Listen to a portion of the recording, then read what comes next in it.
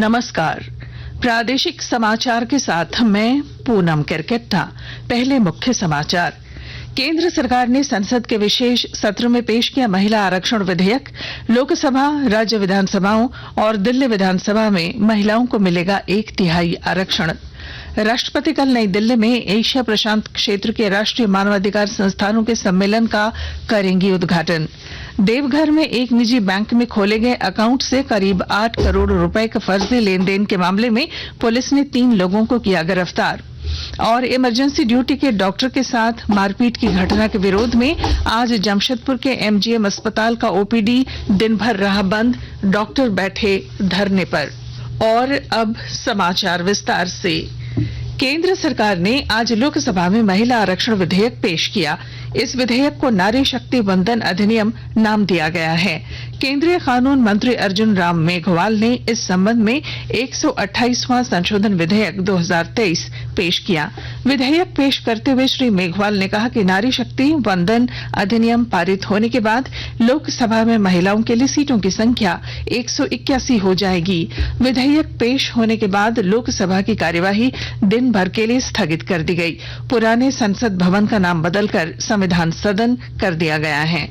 हमारी सरकार ने इस दिशा में कदम बढ़ाया है। कल ही कैबिनेट में महिला आरक्षण वाला जो विधेयक है उसको मंजूरी दी गई है।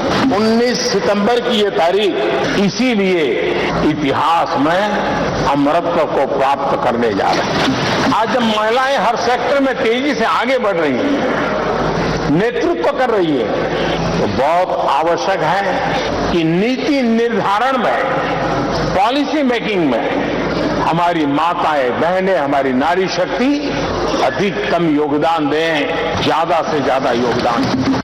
राष्ट्रपति द्रौपदी मुर्मू कल नई दिल्ली में एशिया प्रशांत क्षेत्र के राष्ट्रीय मानवाधिकार संस्थानों के सम्मेलन का उद्घाटन करेंगी। 2 दिन का यह सम्मेलन मानवाधिकारों की सार्वभौम घोषणा की 75वीं वर्षगांठ और राष्ट्रीय मानवाधिकार संस्थानों तथा पेरिस नियमों के 30 साल पूरे होने के सिलसिले में आयोजित किया जा रहा है। पर्यावरण और जलवायु परिवर्तन से संबंधित उप विषय पर भी चर्चा की जाएगी। कुड़मी जाति को अनुसूचित जाति की सूची में शामिल करने की मांग को लेकर वृहत झारखंड आदिवासी कुड़मी मंच तथा आदिवासी कुड़मी समाज कल सुबह 6 बजे से गोमो रेलवे स्टेशन पर ट्रेनों की आवाजाही ठप करेगा। यह ऐलान मंच के नेता सह आजसू के जिलाध्यक्ष मंटू महतो ने किया है।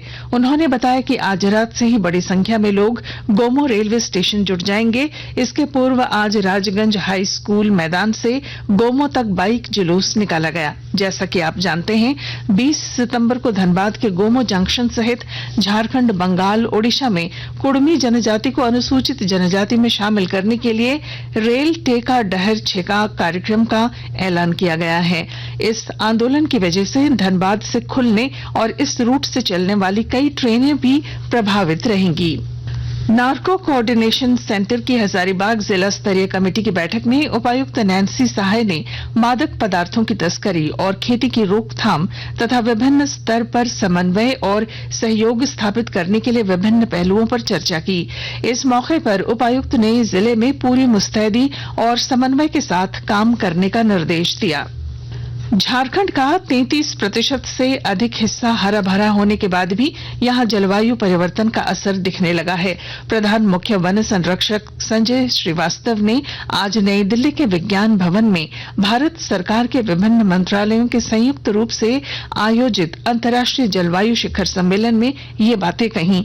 उन्होंने बताया कि राज्य के उत्तरी पश्चिमी जिलों गढ़वा, लातेहार और पलामू में औसत तापमान का बढ़ना, बारिश घटना, जंगलों में आग को इसके परिणाम के तौर पर देखा जा रहा है। प्रदेश सरकार ने जलवायु परिवर्तन के प्रभाव को कम करने के लिए काम करना शुरू कर दिया है। ट्रांसजेंडरों की समस्याओं का गंभीरता से समाधान करने के लिए देवघर में उपायुक्त विशाल सागर के निर्देश पर पुराना सदर अस्पताल परिसर में विशेष कैंप का आयोजन किया जा रहा है। 22 सितंबर को आयोजित विशेष कैंप में ट्रांसजेंडरों के लिए उनकी सरकारी दस्तावेज बनाए जाएंगे। साथ ही ट्रांसजेंडर के संबंध में सामाजिक जागरूकता फैलाने का प्रयास किया जा रहा है ताकि कोई भी उनसे छुआछूत जैसी भावना न रखे और महसूस हो कि वे भी समाज का एक हिस्सा हैं। रामगढ़ जिले में प्रधानमंत्री विश्वकर्मा योजना के लागू होने से शिल्पकार और कारीगर समाज के लोगों के बीच उत्साह का माहौल है। और जानकारी के साथ हमारे संवाददाता। प्रधानमंत्री विश्वकर्मा योजना के रामगढ़ जिले में लागू होने से शिल्पकार एवं कारीगर समाज के लोगों के बीच उत्साह का माहौल है। केंद्र प्रायोजित इस महत्वाकांक्षी योजना के शुरू होने से इससे जुड़े लाभुकों को सस्ते ब्याज दर पर बैंकों द्वारा लोन मिलेगा, जिससे वे अपने पुश्तैनी काम को आगे बढ़ा सकेंगे। इस योजना के लाभुक इससे लाभान्वित होकर अपनी आर्थिक स्थिति बेहतर कर सकेंगे, जिससे इन्हें महाजनों के कर्ज से भी मुक्ति मिलेगी। इसे लेकर विश्वकर्मा समाज के लोगों ने प्रधानमंत्री का धन्यवाद देते हुए बताया कि इससे हमारे समाज का स्तर ऊपर उठेगा और यह योजना वरदान साबित होगा। कौशल किशोर तिवारी, आकाशवाणी समाचार, रामगढ़। आकाशवाणी के ताजा तरीन समाचारों के लिए आप हमारी वेबसाइट newsonair.com पर लॉग ऑन कर सकते हैं। ताजा समाचार X handle @AIR news alerts और Facebook page All India Radio news पर भी उपलब्ध हैं। आप प्रादेशिक समाचार एकांश के एक्स हैंडल @AIR न्यूज _ और फेसबुक, इंस्टाग्राम पेज तथा YouTube channel AIR news Ranchi पर भी हमारे बुलेटिन सुन सकते हैं। प्रादेशिक समाचार आप आकाशवाणी रांची से सुन रहे हैं। देवघर घोरमारा के पेड़ा दुकानदार के नाम से ICICI बैंक में खोले गए अकाउंट से करीब 8 करोड़ रुपए के फर्जी लेन देन के मामले में पुलिस की अलग अलग टीम ने तमिलनाडु के मदुरै और रांची में छापेमारी कर 3 लोगों को हिरासत में लिया है। पुलिस टीम ने मदुरै SBI प्रबंधक के अलावा गिरिडीह के बक्सीडीह रोड निवासी दीपक कुमार राय और ICICI बैंक देवघर शाखा के पूर्व कर्मी सोनू मिश्रा को गिरफ्तार किया। इनके खिलाफ मोहनपुर थाना क्षेत्र के घोरमारा निवासी पेड़ा दुकानदार संदीप कुमार और रिखिया थाना क्षेत्र के कोड़ा बांध बलसरा निवासी राजेश कुमार वर्मा ने मामला दर्ज कराया था। इन दोनों के नाम से खोले गए ICICI बैंक अकाउंट से करोड़ों का फर्जी लेन देन किया गया था। आयकर विभाग द्वारा नोटिस प्राप्त होने के बाद इस संबंध में प्राथमिकी दर्ज कराई गई। राजधानी रांची के बरियातों में सेना की जमीन फर्जी तरीके से खरीदने और बेचने तथा चेशायर होम रोड की भूमि की फर्जी दस्तावेज के सहारे खरीद बिक्री के आरोपी बड़गाई अंचल के निलंबित राजस्व कर्मचारी भानु प्रताप ने जमानत याचिका दायर की है। भानु प्रताप ने अधिवक्ता के माध्यम से आज ईडी के विशेष न्यायाधीश दिनेश राय की अदालत में जमानत की गुहार लगाई। उल्लेखनीय है कि भानु प्रताप को ईडी ने अप्रैल में गिरफ्तार किया था। जमशेदपुर के MGM अस्पताल में आज दिन भर OPD बंद रहा। कल एक बच्ची की मौत होने पर उसके परिजनों ने इमरजेंसी ड्यूटी के डॉक्टर के साथ मारपीट की। इस घटना के कारण सभी डॉक्टर धरने पर बैठ गए हैं। OPD पूरी तरह ठप है। इंडियन मेडिकल एसोसिएशन के पदाधिकारियों ने कहा कि जब तक मारपीट के आरोपियों को गिरफ्तार नहीं किया जाएगा और चिकित्सकों को समुचित सुरक्षा व्यवस्था नहीं दी जाएगी, तब तक वे OPD नहीं जाएंगे। वहीं धालभूम के SDO पीयूष सिन्हा ने अस्पताल जाकर डॉक्टरों से बातचीत की और उन्हें आश्वासन दिया है कि जल्द ही दोषियों को गिरफ्तार कर लिया जाएगा। सरायकेला खरसावां जिले में आजादी का अमृत महोत्सव के अवसर पर राष्ट्रीय विधिक सेवा प्राधिकार एवं झारखंड विधिक सेवा प्राधिकार की पहल पर जिला विधिक सेवा प्राधिकार द्वारा 100 दिनों की कार्य योजना तैयार कर महिला और बच्चों की प्रताड़ना को रोकने के लिए विशेष अभियान चलाकर जागरूक किया जा रहा है। यह अभियान 17 सितंबर से शुरू होकर 25 दिसंबर तक चलेगा। लोहरदगा में सेन्हा थाने के सेरेंग हातू में घर के पास खड़े 2 बच्चों को तेज रफ्तार वाहन ने धक्का मार दिया। गंभीर रूप से घायल दोनों बच्चों की मौत इलाज के लिए रांची ले जाने के क्रम में हुई।